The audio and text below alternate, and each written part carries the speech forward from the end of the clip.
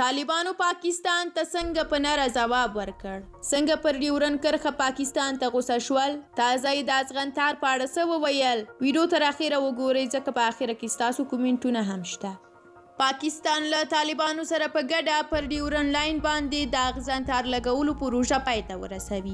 د پاکستان د کورنیو چارو وزیر شیخ رشید احمد په خپلو خبرو کې وویل چې پر ډیورن کرښه باندې به له طالبانو سره په تفاهم د اغزن تار لګولو پروسه پای ته رسیږي ځکه دوی له طالبانو سره هوکړه کړې ده.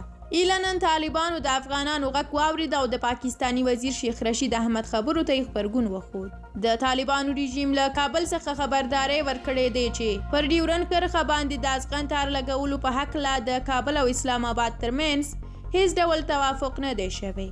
د سرحد پر سر خپل اړیکې زیانمنې کړي دي او پاکستان هم وایي چې دوی زموږ سره داسې کوي بیا ولې همکاري ورسره وکړو.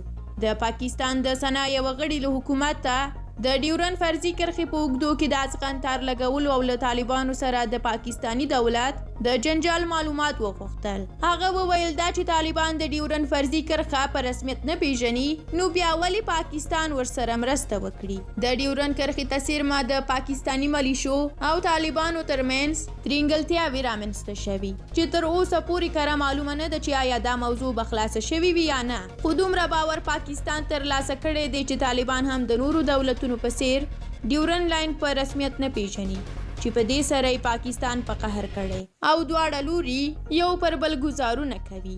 پاکستان پر طالبانو د خپل نفوذ د لرلو له امله هیله درلوده چې د ډیورن لاین موضوع تر یوه حده وشاربي او یو څه ګټه وټه په لاس راوړي. خو د طالبانو جدیات هغوی مایوس او ناهیلي کړل.